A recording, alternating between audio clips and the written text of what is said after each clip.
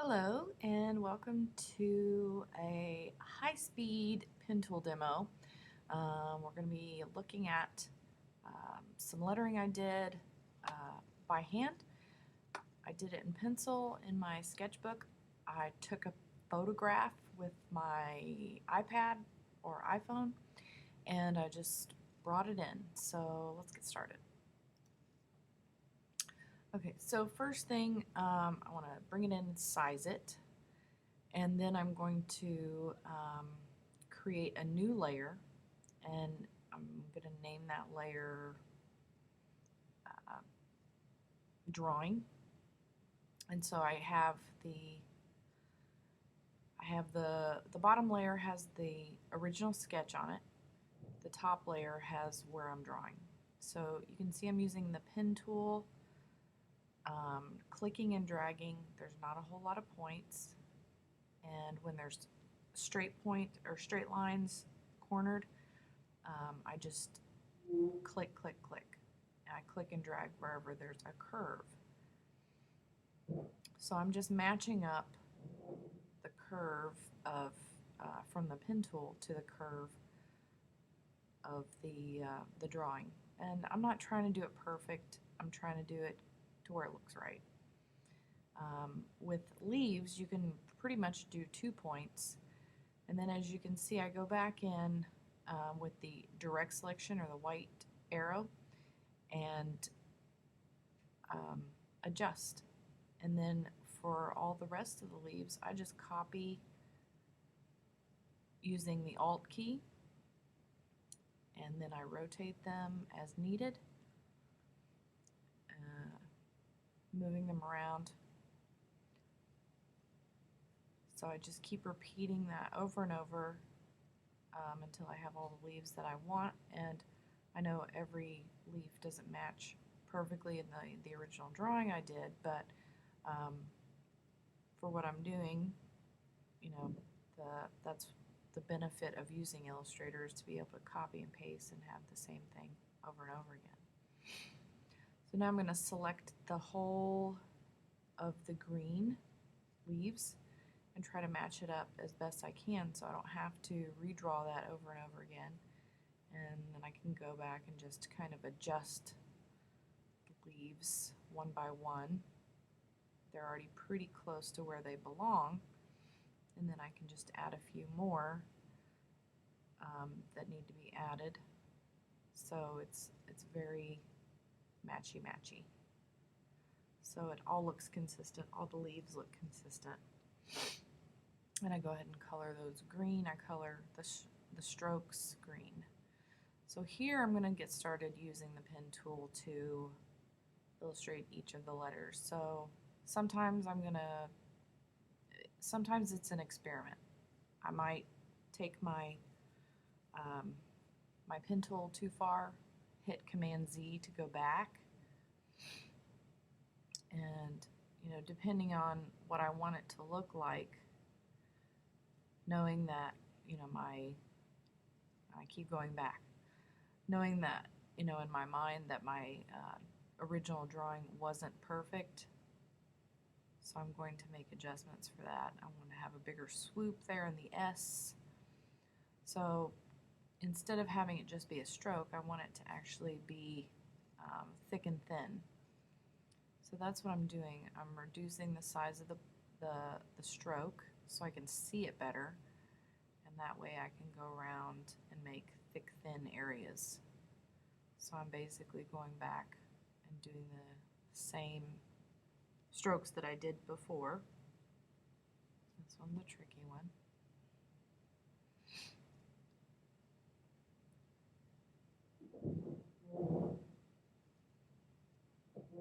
So I'm making only as many points as I absolutely need to.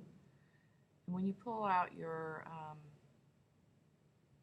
handlebars, you can only pull them so far before it starts moving around on you. And then I go back and close it. So the same spot that I started in is the same exact point that I closed the path with. And you definitely want to close your paths. And then, as always, I go back with the direct selection tool and make adjustments to perfect the curves and everything, to make it thicker in some places, thinner in some places.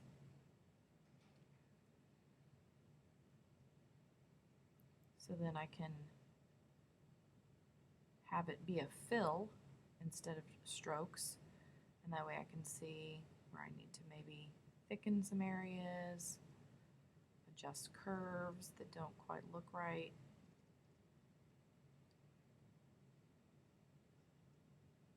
Want the bowl of the S to be a little bit thicker.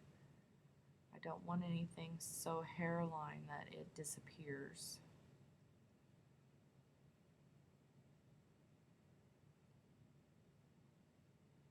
And I want it all to kind of have a similar look, so one area isn't way thicker than the other.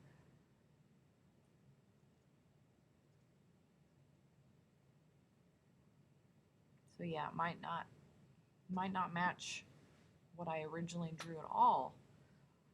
And that's the idea, you know, is to be able to go back and edit. With Illustrator, Illustrator makes it really easy to edit. And don't forget the cross of the T. Then I kind of decide I want more of a little curvier apostrophe there. Change the colors. I'm going to go ahead and group those. I clicked on Object Group to group those items together before I moved on. So now I'm just basically copying a shape over and over again and using it, repeating it to use those letters, or to make those letters. And I want them all to kind of look like they belong together, same width, same distance in between.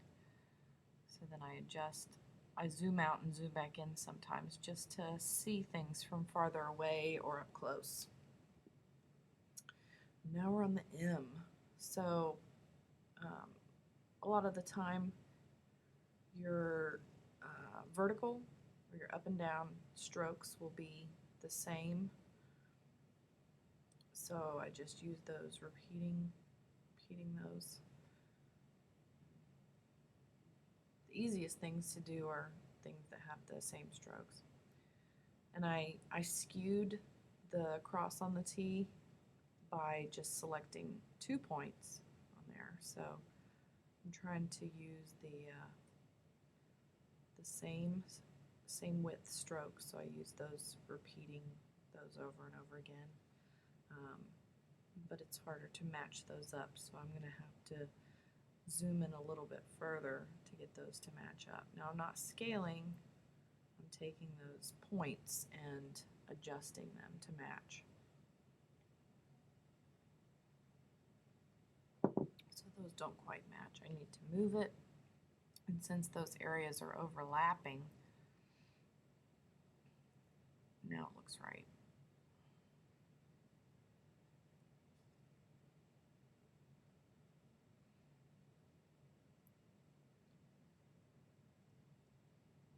So I zoom out to see how it looks, and then I realize that one needs a little bit of fixing.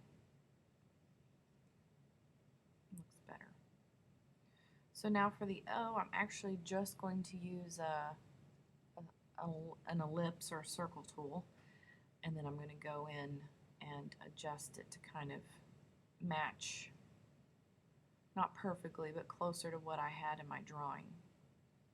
So I used the direct selection tool, pulling the handlebars, adjusting the points as I go, and then I just thicken that stroke because it's a monotonal stroke, which means single tone or single width of a stroke. So a lot of sans serif, a lot, but not all, is monotonal.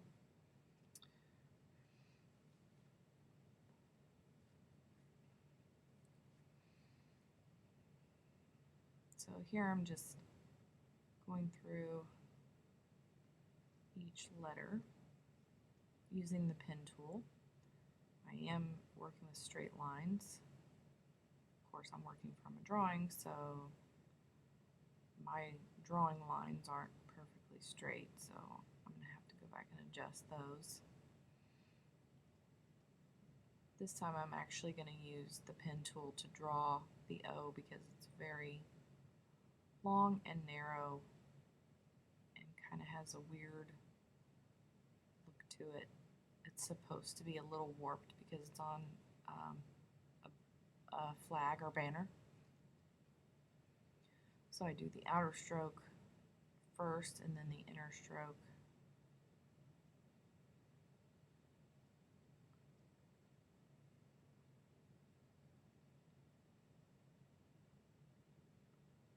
Making adjustments as I go, and then being able to go back in and make more adjustments later. Initially here, I'm going to just get the letters out pretty quickly and then go back and adjust them all at once, or that's my intention anyway, to be able to do that.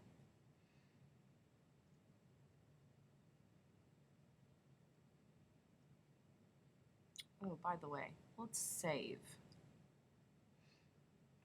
Let's save often, so you can just hit Command S to save quickly.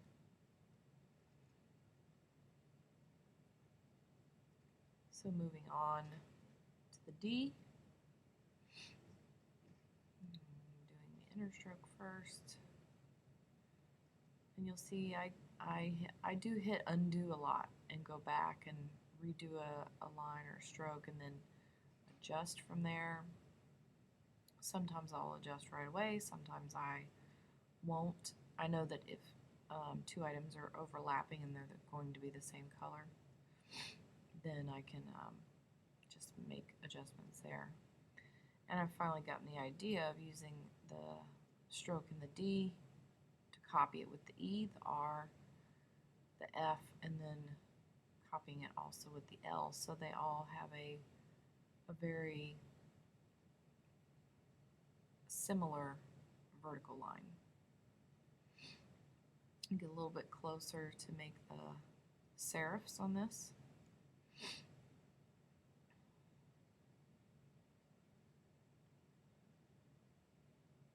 And I decide, hey, I think I can do this with the U, as long as I am careful in adjusting. Typically, especially since I want to keep that same vertical line, whether I drew it that way or not, that was the intention.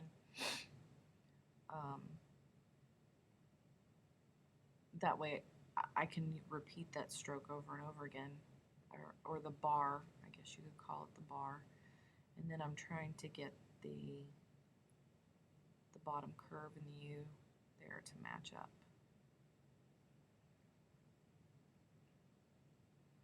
So there's nothing wrong with repeating your shapes multiple times to get it to work best for you. Sometimes it's possible, sometimes it's not.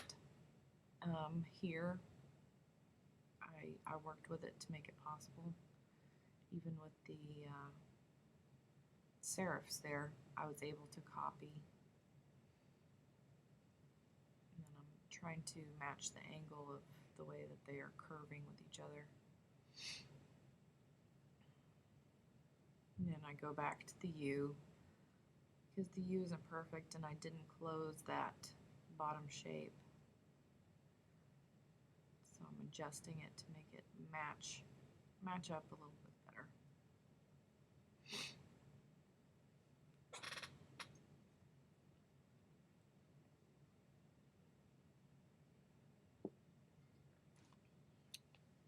Sometimes working with lettering in the pen tool can be very tedious, so it takes a little while to do.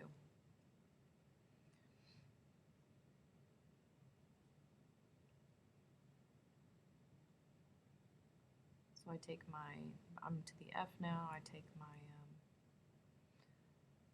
my direct selection tool, and the top of the F I actually made a little bit of a curve to it. I'm going to copy that.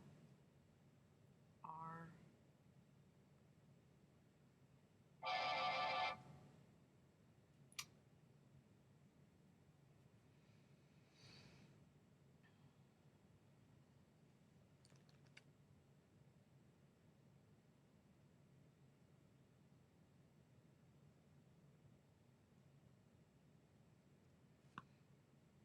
And then for the top of the R,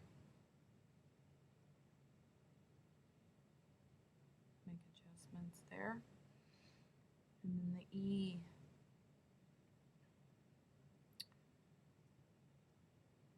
there with the E, a lot of those serifs, the stems, I've used the same stroke over and over again, just a thicker stroke.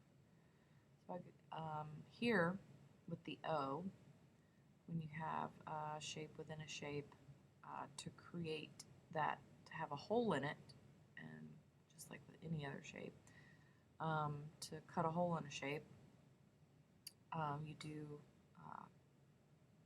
Command 8,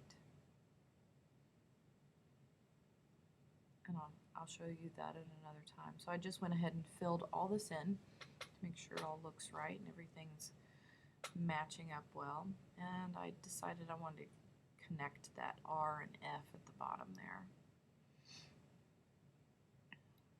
So I'm just making it naturally flow into itself.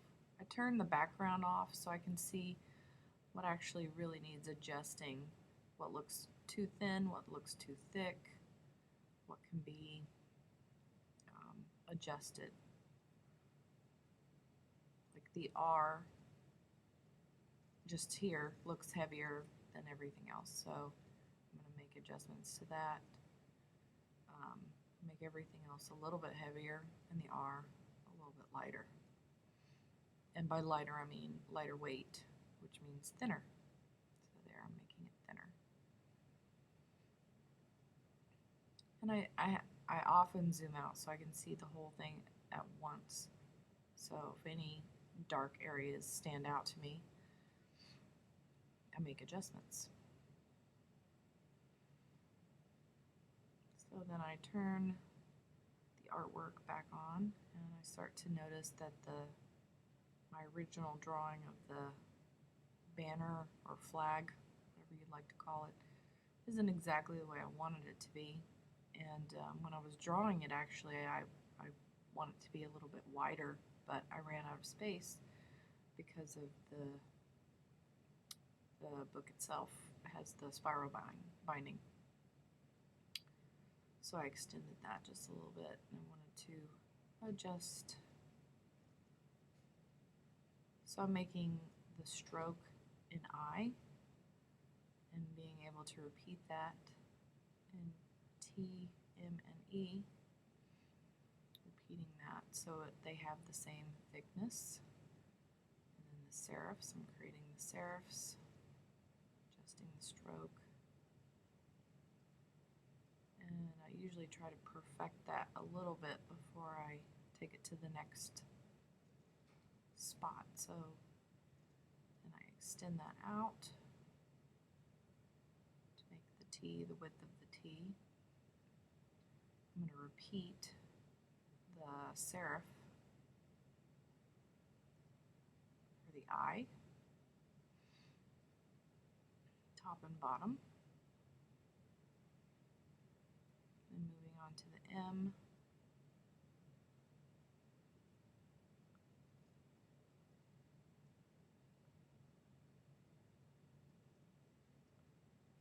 Because that stroke is thinner, the serifs become thinner.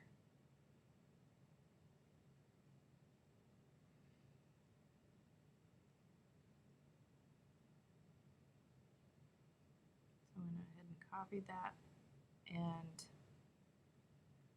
instead of moving it, I actually moved it only the bottom two points.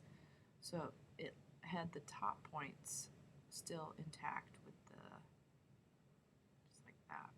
So I'm just using my arrow keys on my keyboard to move them to interact with each other.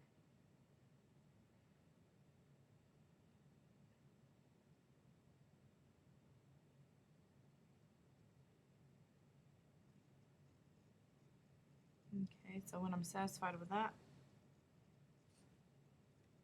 move on to the E. And I just select the right points for the E. over.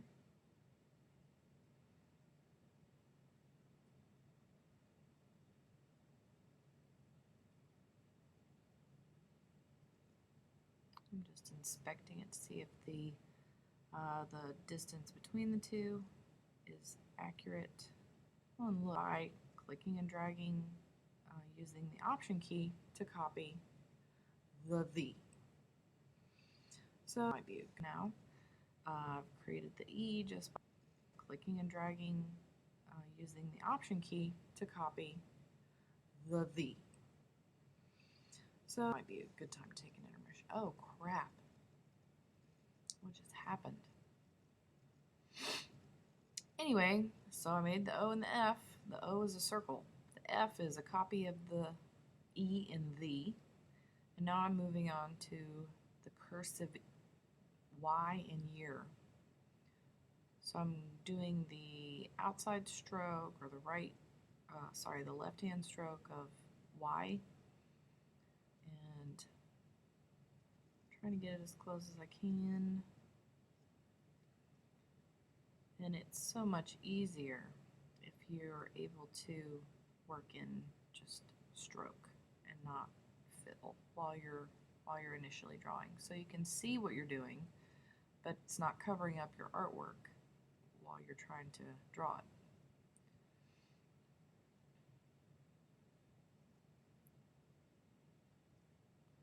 So getting really hair-thin lines is difficult because the pen tool, when you get it really close to a line you've already drawn, it wants to just add to that. So careful. Here I'm going back and adjusting curves, zooming out, looking at it and see how it looks, making some more adjustments. And moving on to the stem of the Y, which turns into quite a curlicue.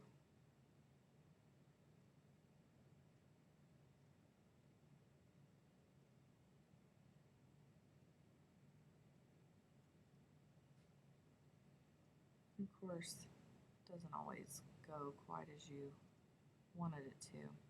And I decide, because it gets so thin there, I'm just going to stop there and fill this area in. And do it in 2 parts.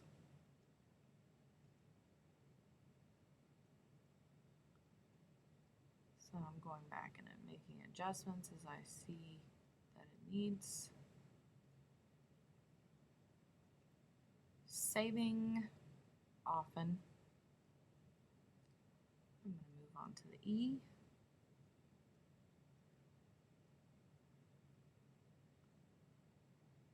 See, I did that a couple times. So here I'm just doing the 1E and kind of screwed that up a little bit, so I'm able to go back and adjust.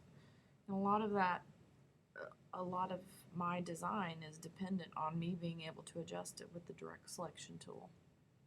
And I find that that's almost as powerful for me as the pen tool itself. I mean, the pen tool is extremely powerful, but being able to go back and adjust mishaps, or it doesn't quite look like I wanted it to, that curve is weird, or whatever it may be. Also being able to undo, go back and recreate the curve that you want makes it a whole lot easier.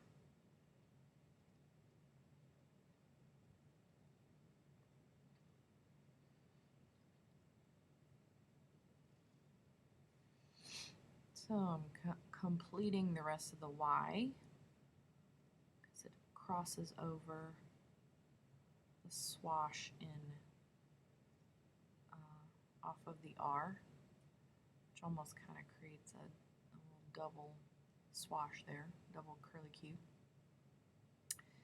And here I am zoomed out, making more tweaks and adjustments to see, okay, does it look thick enough in areas that need thickness, thin enough in areas that need to be thin.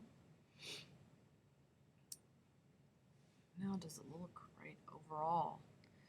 And then I have sort of a band that it was hard to see at the beginning but it was somewhat of a continuation of the laurel or ivy or whatever that band of leaves at the top. I just had continued that bottom one, so I wanted to create another one, and I know it's going to be hidden behind the banner or flag, so I'm cutting it off with Pathfinder. Pathfinder is one of those tools that I use often, so I'll send it to the back so I can see, what it looks like. So here I'm testing colors, and I'm going to turn off the background. Of course, white doesn't work because the background is white, and that is painful to look at for very long anyway.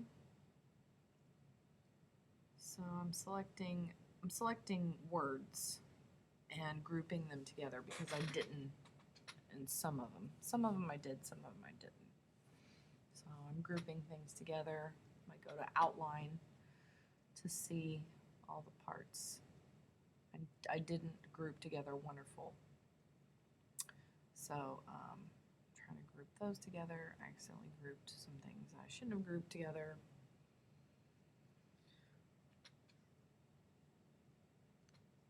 So with the leaves, I can select same fill color, and now we can have white lettering. I can change it a lot easier once they're grouped together. That's why I group them together. So I can say I want them to be red, I want them to be white, I want them to be bigger. I want to move the whole word without having to select all the letters over and over again. So grouping the words together makes things a lot easier. I decide I want to add a little flourish to this. Flourish meaning just a little extra oomph. And now I'm experimenting with colors to see, what works best, what works well. And what if I had a different background color? What would it look like on maybe a different background color? No, I'm just making sure the leaves connect. Attention to detail, my friends, attention to detail. So at the most, I wanted it to be a little heavier, so I added a stroke to it.